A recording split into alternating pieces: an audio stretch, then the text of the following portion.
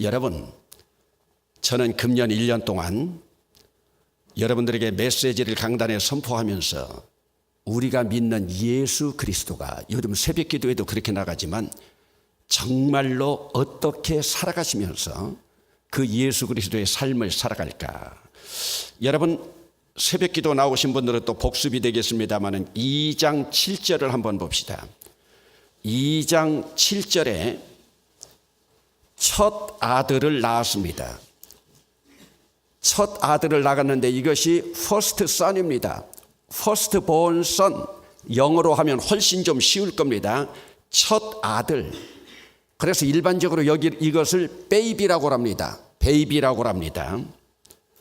그런데 그 아이가 커서 이제는 아기가 됩니다. 아기가 되는 것이 40절 오늘 본문 시작입니다. 이제는 아기가 자라며 차일드입니다. 베이비에서 차일드가 되었습니다. 그리고 그 차일드가 2장 43절로 갑니다. 그 날들을 마치고 돌아갈 때에 아이 예수, 아기가 아이가 되었습니다. 이것이 12살입니다. 42절에 보면 이제 보이가 되었습니다. 보이가 되었습니다. 예수님이 12살이 된 거죠. 그리고 52절에 가서 이제 예수라고 하는 공식적인 이름이 나옵니다. 그러면 예수라고 하는 이름은 가브리엘 천사로부터 받았지만은 부모들이 예수라고 하는 이름을 언제 불렀는가? 여러분 2장 21절을 봅니다. 2장 21절에 보면 할례할 8일이 되매 그 이름을 예수라 하니, 일반적으로 유대인들은 아들을 낳으면 이름을 지어뒀다가 8일째 되는 날 할례 받고 나면 그곳에 할례에 참석한 어른들에게 자기 아들의 이름을 공표합니다. 딸일 경우에는 40일이 지난 다음에, 일반적으로 딸을 낳으면 산모의 정결법이 80일이 지나야 되지만 딸을 낳을 경우에는 40일이 되고 나면은 파티를 하면서 그때 딸의 이름을 공표하게 됩니다. 그러면 이미 여러분들에게 말씀을 드렸지만은 이 누가복음 2장이라고 하는 것은 2장에 나와 있는 이 말씀은 바로 여자의 일생, 인간의 일생에 대해서 나와 있다고 했습니다. 여러분 여기에 보면 예수님이 아기로 태어나서 강보에 쌓여 있을 때부터 할례를 받은 8살, 유월절 절기를 지킨 오늘 본문의 12살, 그리고 정결법으로 이 헌화 의식으로 갔다가 할아버지 되는 시므온을 만나고 천국 갈 날이 얼마 남지 않은, 결혼하고 7년 동안 살고 과부가 되어서 84살이 된 안나를 만나면서까지 이 안에 인간의 일생에 대한 소우주. 그래서 저는 의사이지만 이 누가복음을 기록한 누가, 이것은 마가복음에도 마태복음에도 나타나지 않은 그 휴머니즘적인 인간의 일생. 그러면서 왜 여기서 인간의 일생이면서도 특별히 여자의 일생, 엄마의 일생이라고 말하고 있느냐? 제가 시간이 없어서 주일날 설교 시간에는 하지 않았지만은 여러분 2장 34절을 잠깐 봅니다. 2장 34절 35절에 보면 어머니로서의 여자들의 아픈 일생의 모습이 나와 있습니다. 34절입니다. 시므온이 그들에게 축복하고 그의 어머니 마리아에게 말하여 이르되, 보라, 이는 이스라엘 중 많은 사람을 패하거나 흥하게 하며 비방을 받는 표적이 되기 위하여 세움을 받았고, 아기 예수에 대한 그림입니다. 35절, 또 칼이 뇌 마음을 찌르듯 하리니, 비방받는 아들을 둔, 손가락질 받는 아들을 둔 어미의 마음을 거기 그렇게 표현하고 있습니다. 뇌 마음을 찌르듯 하리니, 어머니 되는 마리아 네 마음을 찌르듯 하리니, 이는 여러 사람의 마음의 생각을 드러내려 함이니라. 거기 마음을 찌른다, 가슴을 찌른다 한 절로 나와 있지만은 이것은 우리나라의 어머니들도 딸 시집 보내고 나면 끝까지 AS 하는 모습처럼 자녀들이 받는 비방, 예수 그리스도께서 받으실 그 비방에 대한 마음이 찔리는 어머니의 모습을 본문에서 그리고 있습니다. 그러면서 특별히 오늘 본문에서 가장 강조하고 있는 것들이 뭐냐? 가장 강조하고 있는 것들이 바로 성전입니다. 여러분, 설교를 하다가 시간 때문에 제가 늘 보면은요, 떡고물처럼 떨어뜨리는 것들이 있습니다.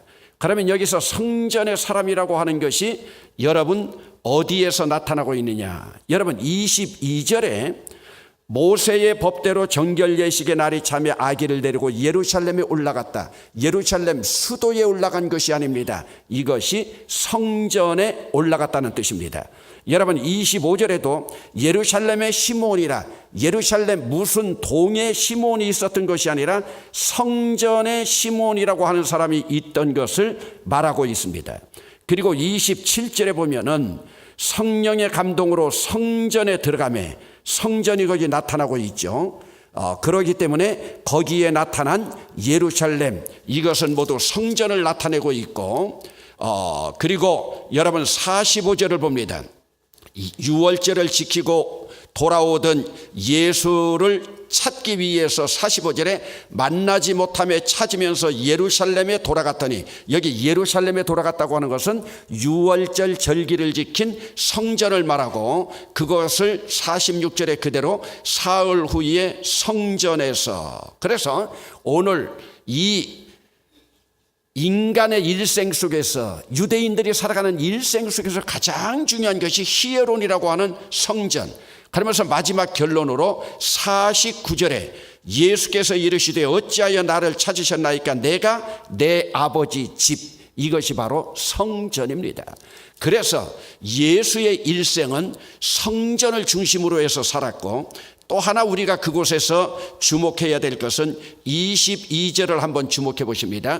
22절에 보면 모세의 법대로, 또 23절에 보면 주의 율법에 쓴 바, 24절에 보면 또 주의 율법에 말씀하신 대로, 율법에 말씀하신 대로, 거기 나타나 있는 모든 말씀은 이제 예수 그리스도는 율법을 폐하러 오신 분이 아니라 율법을 완성하러 오셨는데, 이 율법이 여러분 27절에도 중간 부분에 보면 율법의 관례대로, 그래서 여러분 거기에서 보면 모세의 법대로, 율법에 쓴 대로, 율법에 말씀하신 대로, 그리고 율법의 관례대로, 그러므로 철저하게 율법으로 나타나다가 이것이 이제 복음으로 나타나게 되는데, 이미 주일날 말씀드렸지만 시몬과 안나는 언어 유희적으로 말한다고 하면 구약의 마지막 인물이라고 했습니다.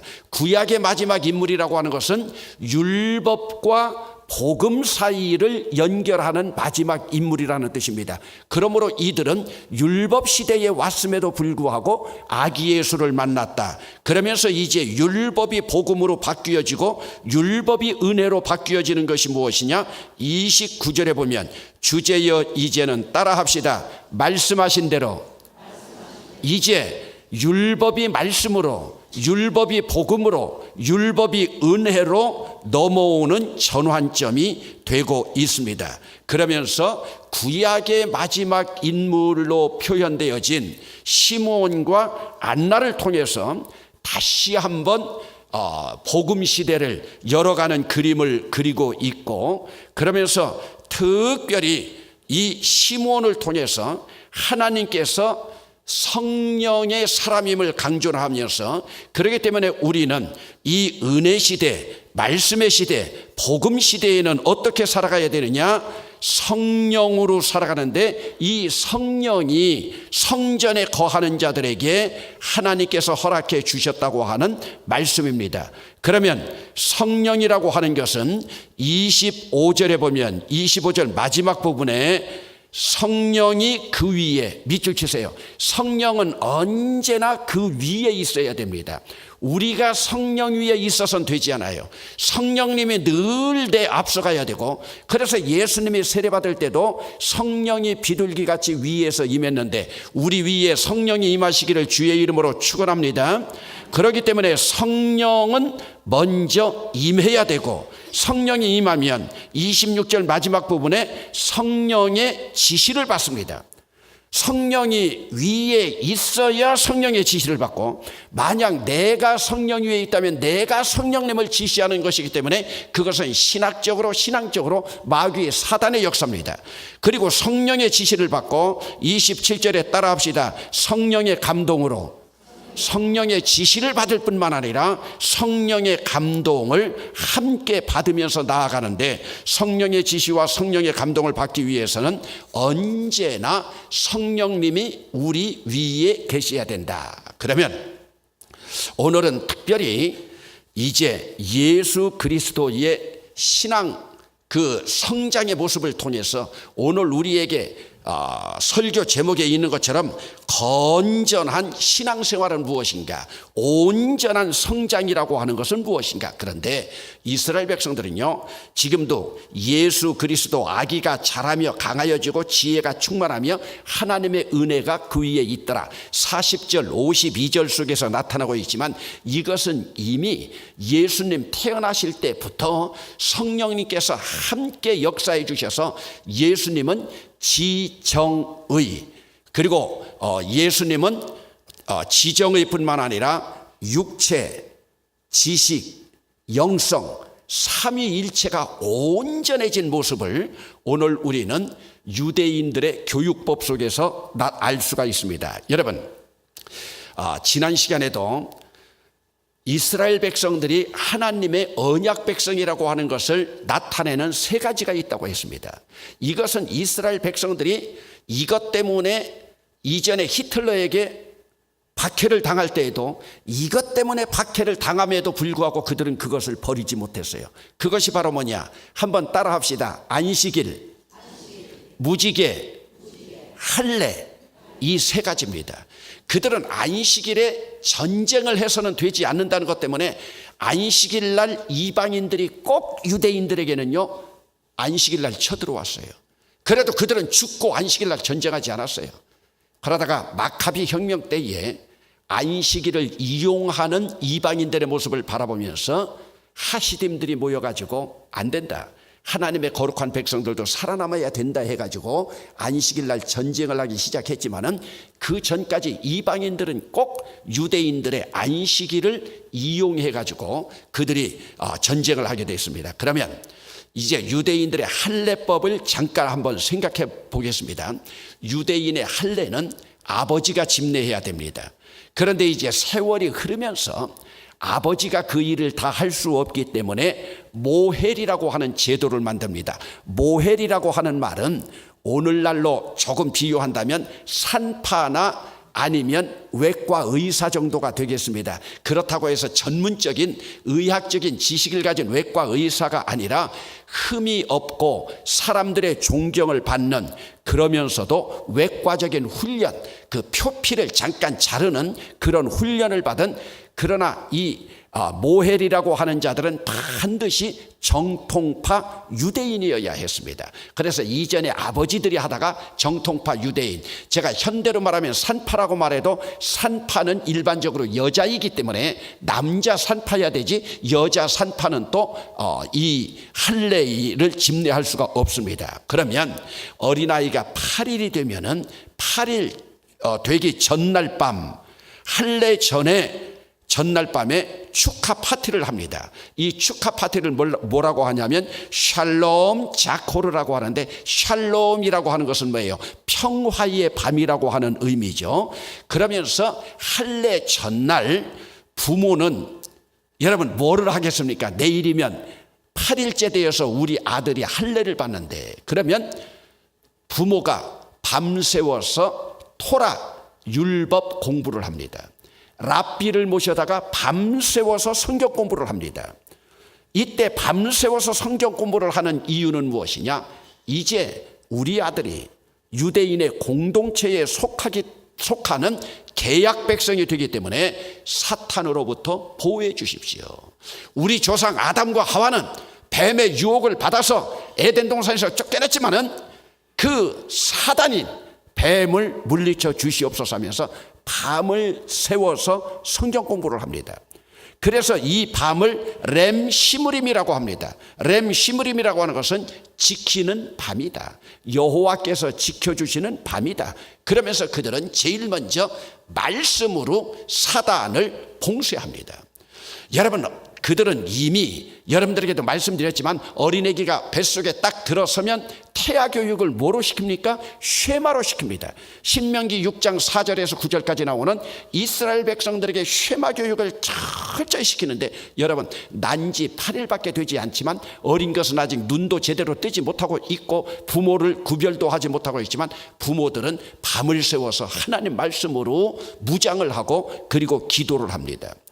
그리고 그 이튿날 오전이 되면은 엘리야의 의자라고 하는 의자를 그들이 하나 선정을 해서 할례를 시행할 그 방에 촛불을 켜놓고 의자를 준비합니다. 그러면 왜 이것을 엘리야의 의자라고 하느냐? 엘리야는 그들에게 계약 천사로 보여집니다. 우리가 열왕기서에서도 잘 보았지만은 아합과 이세벨이 하나님의 백성임에도 그들이 배교하고 바알과 아세라 신을 섬길 때에 홀로 끝까지 하나님의 언약을 바라보면서 아세라 목상을 섬기는 자들이나 바알을 섬기는 850명의 제사장을 물리친 그 엘리야의 뜻을 따라서 자기 아들이 엘리야와 같은 계약 수호자, 하나님의 언약 백성으로서 하나님께서 아브라함과 맺었던 그 언약을 철저히 수호해 나갈 수 있는 그런 아들이 되게 해달라고 하는 의미로 엘리야의 의자에 앉히게 됩니다. 그러면 어린 것 이제 8일밖에 되지 않은 것이 거기 앉겠습니까? 그러면 이 대부라고 하는 것은 그들에게 큰 명예가 되는데, 그들은 갓파더라고 하는 대부 제도가 있습니다.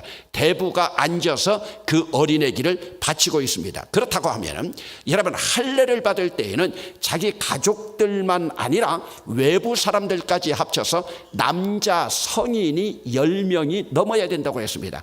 그러면 할례 받을 때에 유일하게 무릎을 꿇든지 앉을 수 있는 사람은 이 대부밖에 없습니다. 다른 사람들은 할례가 마쳐질 때까지 다 서 있어야 됩니다. 물론 할례를 치르는 그 자리에 여자들은 들어올 수가 없는 것이죠.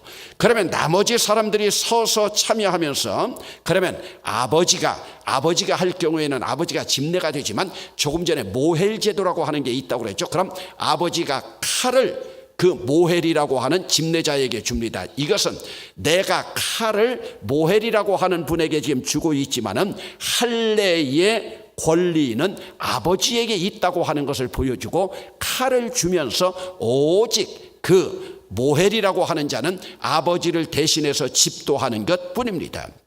그리고 그 다음에는 할례를 시술할 의자에다가 놓고 그냥 할례를 할 수가 없죠. 그래서 할례를 시술할 테이블로 옮깁니다. 어린 건 뭐 테이블에 눕힌다고 해도 조그마한 우리 같은 무슨 테이블이면 되겠죠. 거기로 옮기고 나면 그 모헬이 그렇게 하나님 앞에 기도합니다. 거룩하신 분, 찬양받으시기에 합당한 하나님께서 아브라함에게 이르시되 너는 내 앞에 행하되 완전하라 하셨으므로 이제 하나님이 명하신 대로 할례의 계명을 행하겠습니다 하면서 이제 할례를 행하게 됩니다. 할례를 행하고 나면 어린 것이 얼마나 울겠어요. 순간적이라 하더라도. 그리고 할례가 끝나고 나면 그들은 포도주로 축원을 하면서 어린 것에게 축복 기도를 돌아가면서 하게 됩니다. 그래서 할례 의식을 마치는 거예요. 그러므로 그들은 할례라고 하는 의식 하나 속에서도 부모님의 모든 신앙이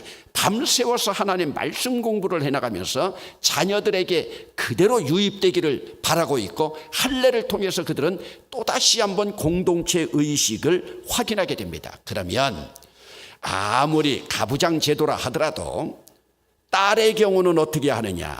딸의 경우에는 엄마가 그 딸의 정결 기간이 지난 후에 아버지에게 성경을 봉독하는 특권이 부여됩니다. 이것은 딸의 경우에는 40일의 정결기간이라고 했는데 80일인데 80일의 절반 되는 40일이 되고 나면은 아버지에게 성경을 봉독하는 특권이 부여되면서, 그래서 그 아기를 위하여 성경을 봉독하고 가족들이 모여서 예배를 드립니다. 예배를 드린 다음에는 온 회중이 딸 아기의 탄생을 축하하는 파티를 하면서 음식을 나누고, 이때까지 딸의 이름을 부모가 지어놨다가 이때 처음으로 딸의 이름을 공표하게 됩니다. 그러면 이때 잔치를 베풀면서 딸이 탄생한 것을 축하하고, 이때도 가장 중요한 것은 아버지가 성경 봉독을 하면서 그들이 하나님 앞에 기도하는 것입니다. 그러면 이제 장남은, 어느 가정이나 장남은 하나님 앞에 헌화시킨다고 그랬습니다. 하나님 앞에 봉헌하는 것을 장남 헌화법이라고 하는데, 민수기 8장 17절, 출애굽기 13장 1절, 출애굽기 13장 12절, 민수기 3장 12절 가운데도 보면 모든 이스라엘의 초태생 그리고 장자는 내 것이다 하는 말씀이 나오는데, 여러분, 이스라엘 백성들은요, 첫 아들은 무조건 다 하나님의 것이었어요. 그런데 첫 아들이라도 첫 아들 나름이에요. 이제 봅시다. 그런데 첫 아들은 하나님의 것으로서 하나님만을 위하여 봉사하기로 했는데, 유대인들의 전통 가운데 보면, 여러분, 출애굽기에서 보면은 이스라엘 백성들이 금송아지를 만들어 놓고 섬기게 됩니다. 모세가 시내산에 올라간 동안에 금송아지 사건이 있은 다음에 첫 아들의 권리와 의무가 이제 레위 지파에게로 넘어갑니다. 여러분들 무슨 뜻이냐 이해가 가죠? 지금까지는 첫 아들이 무조건 하나님 앞에 봉사하고 헌신하는 일을 하다가 하나님을 배반하는 금송아지 사건 이후에 모든 이스라엘 백성들을 다 죽인다고 할 때, 출애굽기 32장 32절에서 이때 모세가 뭐라고 기도합니까? 저들을 죽이려고 하면 차라리 나를 하나님 나라의 생명록에서 지워주소서 하고, 그 백성들을 죽이지 아니하고 이제는 더러워진 그 장자들에게 그 고난을 넘기지 아니하고 레위 지파라고 하는 한 지파를 선정해 가지고 그들이 하나님의 성전을 섬기게 합니다. 왜? 하나님의 성전은 거룩하고 성전에 드나드는 자들은 모두가 거룩해야 되기 때문이죠. 그런데 그렇다 하더라도 그 장자들은 일단 하나님의 것이기 때문에 이때 첫 아들 속전 예배를 드려야 됩니다. 이 속전 예배를 피드yon 하벤이라고 하는데, 성전 봉사 의무는 면제되지만 성전에서 봉사하고 제사장 하는 그런 일들은 면제가 되지만은 이 장자들이 속전세를 내야 됩니다. 레위인들에게로 넘어간 속전세를 5세겔을 내야 되는 거예요. 이 5세겔이라고 하는 것이 계산되어진 계산은 없지만은 사실은 그 장자가 일생 동안 주의 종 하나를 섬겨 나갈 그 액수입니다. 그러면서 이것은 아기 출생 41일째에, 그러니까 여러분, 남자가 태어나면 40일이 정결의식, 엄마가 정결의식이라고 했는데 그거 지난 41일째에 이 일을 꼭 해야 됩니다. 그러니까 오늘 말씀 속에서도 보면은 마리아가 아기를 데리고 정결 예식을 위하여 예루살렘 성전에 올라왔다는 것은 41일이 되었다는 겁니다. 그러면 아기가 태어나는데 조실부모하게 되면 어떻게 되느냐? 그것은 나중에 이 아이가 자라서 부모님이 계시지 않아서 속전 예식을 치르지 못했기 때문에 자기 스스로도 속전 예식을 반드시 치러야 됩니다. 그러면 이 속전 예식을 치러야 되는 첫 것의 조건은 뭐냐? 여러분 잘 보세요. 첫째 딸을 낳은 후에 장남, 이것은 첫 것이 아닙니다. 무슨 말이냐? 내가 우리 집에 아들로 첫째라 하더라도 누나가 있다면 이것은 첫 것이 아닙니다. 왜? 누나가 먼저 첫 것이니까요. 그러니까 사내 아이가 그 가정에 제일 먼저 태어난 그 사람만 장남입니다. 또 결혼을 하고 나면은 상처하고 또 재혼할 경우가 있죠. 2번 이상 결혼한 경우에는 각각 여자의 첫 아들은 장남으로 하나님 앞에 속전 예배를 의무로 드려야 하는 아들로 인정을 받습니다. 또 세 번째 참 재미있는 것은요, 제왕절개로 낳은 아들은 첫 것이 아닙니다. 자연분만이어야 돼요. 물론 이 당시에 의학적인 어려움으로 제왕절개나 수술 같은 거 있었을까 모르지만 수술이나 제왕절개로 태어난 아이는 장남이라 하더라도 첫 것이 아닙니다. 그렇다면 오늘 우리가 고대의 습관이고 지금도 유대인들은 이 습관을 지키고 있습니다. 그러면 이 할례라고 하는 것은 뭐냐? 이스라엘과 하나님과 맺어진 계약이지만 이것은 계약 있는 공동체입니다. 계약 있는 공동체로서 할례는 공동체적인 삶이에요. 여기서 그들은 철저하게 아이가 태어나면 그 아이에 대한 사회성, 아리스토텔레스가 말한 것처럼 인간은 사회적인 동물이다. 너 혼자 살아가는 것이 아니다. 공동체적으로 살아간다. 사회성을 철저하게 길러줬어요. 이전에 우리는 EQ니 이야기할 때 이스라엘 민족들은 이미 고대로부터 SQ, 소셜, 공동체적으로 살아가는, 그렇기 때문에 그들은 개인주의가 하나도 없습니다. 여러분, 외국에 나가서도 보면, 이민 역사 속에서 보면 우리 한국 사람들은요, 어떤 야채 가게가 잘 된다면요, 그 옆집에 또 야채 가게 세웁니다. 그래가지고 두 집이 망합니다. 그러나 유대인들은 어느 집에서 야채 가게를 하면요, 그곳에서 일정한 거리는 야채 가게를 절대 하지 않습니다. 왜? 그 사람을 키워줘야 되기 때문에. 그러면 또 다른 비즈니스를 감당해 나갑니다. 이들은 공동체적인 유기적, 이것은 오늘 우리 교회에서도 철저하게 필요한 겁니다. 그러면서 갓 태어난 아기는 아직 앞을 제대로 보지 못하는 나이라 하지만 오늘 내 뒤에는 우리 부모 말고도 강력한 후원단체가 있다. 후원단체가 뭐예요? 오늘도 내 대부가 있고 내 할례 예식에 참여한 나를 지지해 주는 사람들이 있고, 그리고 크게는 뭐가 있느냐? 민족 공동체가 있다고 하는 의식을 갖게 됩니다. 그러면서 할례 참석자들은 하나님과의 계약 관계 속에서 그 할례의 그 어린 것의 할례에 참석했다고 하는 연대의식을 가지고 책임의식까지도 함께 지고 있습니다. 그러면서 그들은 철저하게 너와 나는 하나님과 우리 사이에 맺어진 흔적이 있다. 흔적을 같이 나눈다. 상처를 같이 갖는다. 얼마나 귀한 일인지 모릅니다. 그러면서 유대인들은 이 흔적을 그렇게 자랑했잖아요.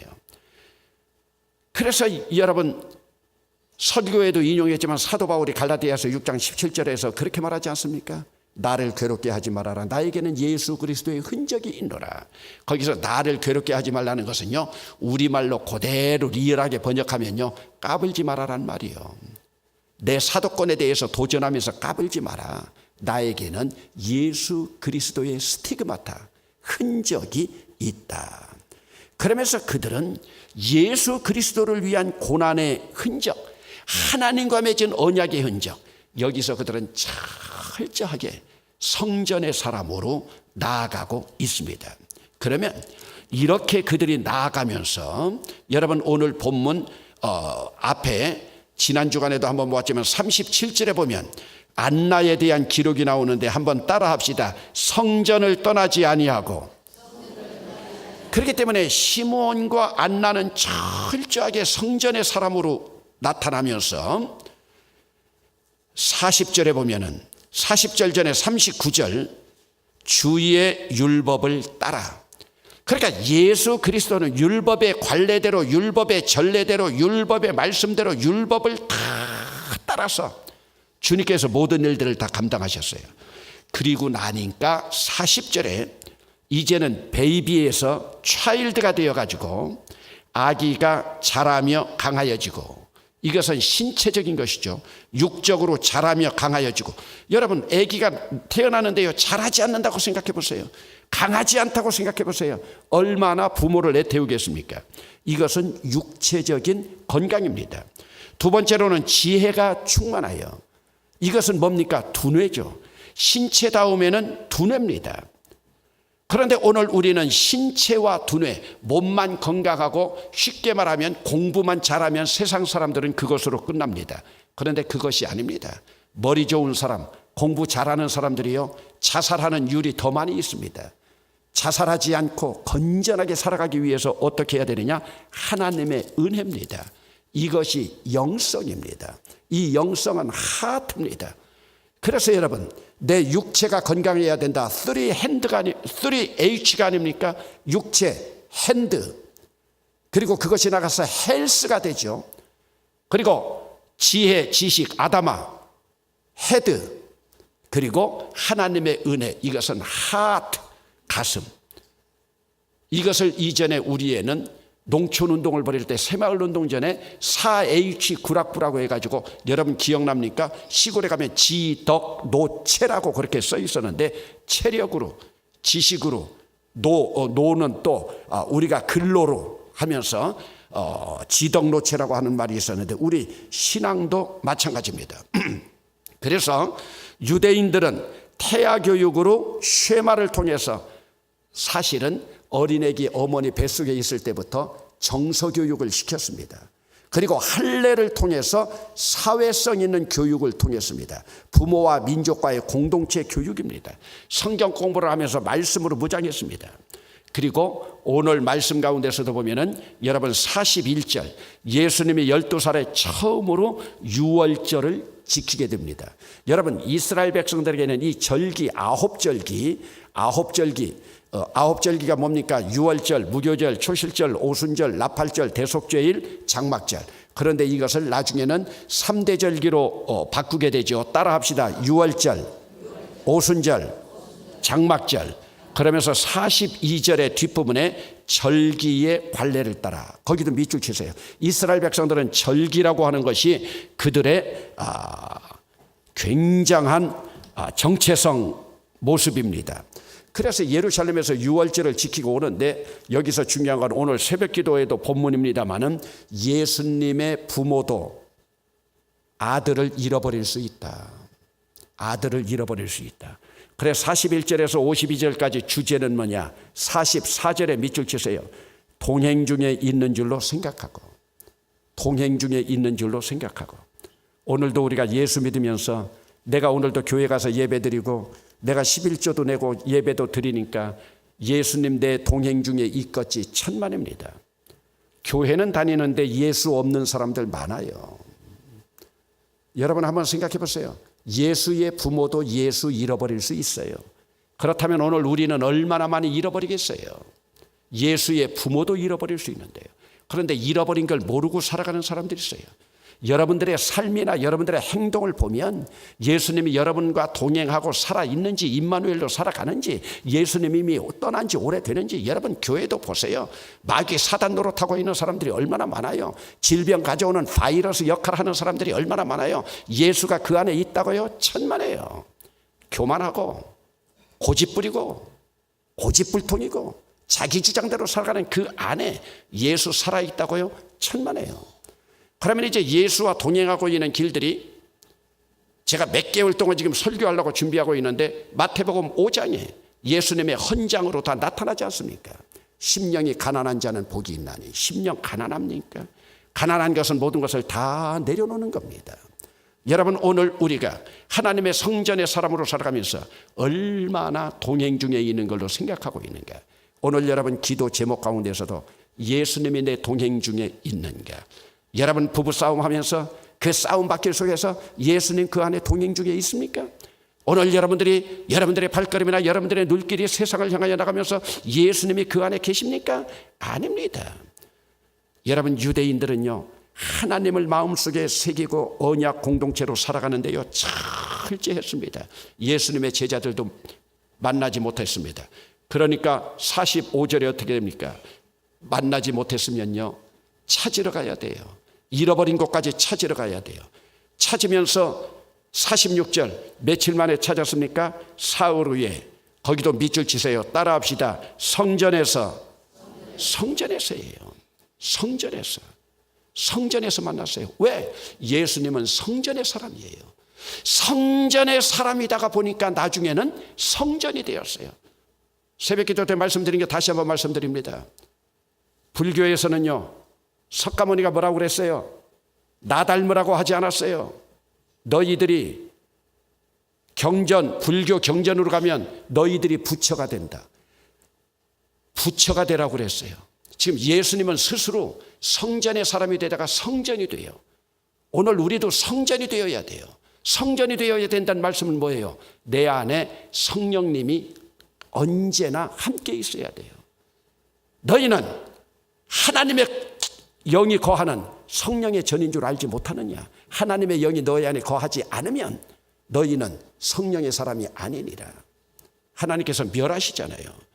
찾으면서 가서 그들이 나갔어요. 49절 봅니다. 예수께서 이르시되 부모를 책망하는 거죠. 어찌하여 나를 찾으셨나이까? 내가 내 아버지 집, 내가 성전에 있는 거 당연한 줄 아닙니까? 어찌하여 나를 찾으셨나이까? 하면서 오늘 새벽에도 제가 이 말씀으로 제일 감동을 받고 눈물이 흘려졌는데 51절 예수께서 따라합시다. 함께 내려가사 그 밑에 따라합시다. 순종하여 받으시더라. 여러분, 예수님이 함께 내려가서 순종하여 받으시더라. 비록 소년 예수지만 이 모습은 무엇인 줄 압니까? 창조주가 피조물을 섬기면서 순종하고 받으시는 모습입니다. 창조주 하나님이 피조물에게 순종하며 받으시는 그림입니다. 가당치나 합니까? 창조주가 피조물을 섬긴다. 여러분, 제가 송구영신 예배 드릴 때 여러분들에게 따로 저는 예배 시간엔 잔소리 같은 거 가능하면 하지 않으려고 설명하지 않았지만은 여러분, 거기서 장로님들이 먼저 떡과 잔을 받습니다. 장로님들 지위가 높아서 받는 게 아닙니다. 먼저 주님의 고난의 떡, 고난의 잔 우리가 먼저 받고 죽음의 길이 있으면 우리가 먼저 가고 여러분을 섬기겠습니다 하는 그 뜻으로 가는 것이지 높은 자리에서 먼저 먹는 게 아닙니다. 목사가 제일 먼저 먹죠. 왜? 내가 제일 먼저 순교자가 되겠습니다. 장로님들이 순교자가 되겠습니다. 여러분들도 우리를 함께 따라오십시오. 그 의미에서 나아가는 길입니다. 그렇기 때문에 오늘 우리는 함께 내려가서 순종한다. 순종하시는 예수님이기 때문에 예수님이 십자가의 길을 걸어갈 수가 있었습니다. 그러면서 오늘 우리는 우리의 믿음이 지, 정, 의로 나가고 있는가? 지라고 하는 것이 뭡니까? 하나님의 말씀입니다. 하나님의 말씀은 특강이 아닙니다. 하나님의 말씀 속으로 들어가야 됩니다. 하나님 말씀 속으로. 제가 금년 주제를 이제 속으로라고 다 정했습니다. 따라합시다. 예배 속으로, 말씀 속으로, 은혜 속으로, 찬양 속으로, 마을 속으로. 속으로예요. 사실은 제가 속으로라고 하는 단어보다는 더 리얼하게 하려고 그랬어요. 속으로 들어간다고 하는 것은 뭐예요? 그 속으로 들어간다고 하는 것은 내가 완전히 그 안에 잠기는 거예요. 예배 속에 잠기고, 은혜 속에 잠기고, 마을 속으로 들어가서 잠기고, 그러므로 말씀 속으로 잠기고, 정이라고 하는 것이 뭐냐? 이게 은혜입니다. 성령입니다. 의가 뭐냐? 예수님이 잘하는 것으로 바라보면 핸드입니다. 우리의 삶입니다. 의지입니다. 그러면서 오늘 여러분 40절 가운데 보면 지혜가 충만하다. 이것이 여러분 52절에는 어떻게 나타납니까? 52절 말씀을 주목해 봅니다. 예수는 지혜와 이것이 지죠. 키가 자라가며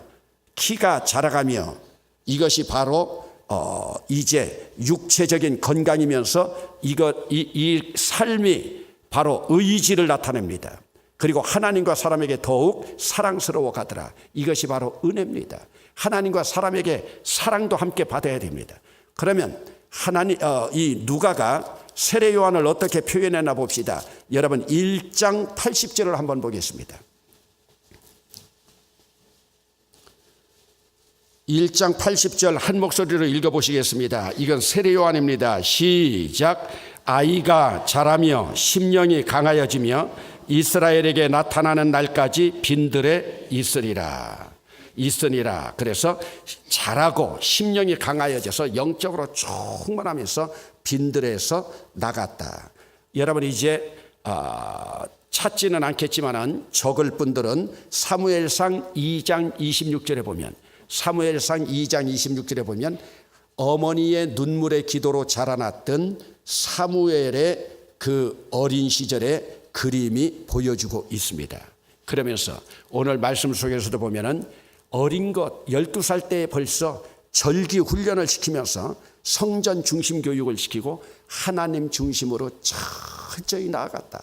그러다 보니까 지정의, 지덕체, 하나님의 은혜. 오늘 우리는 세상 사람들이 바라보는 것이 형이 하까지 바라본다면 오늘 우리는 하나님과 사람의 사랑을 받고 하나님의 은혜가 충만한, 영적으로 충만한 형이 상하게 성장의 길로 갈 수 있기를 주의 이름으로 축원합니다.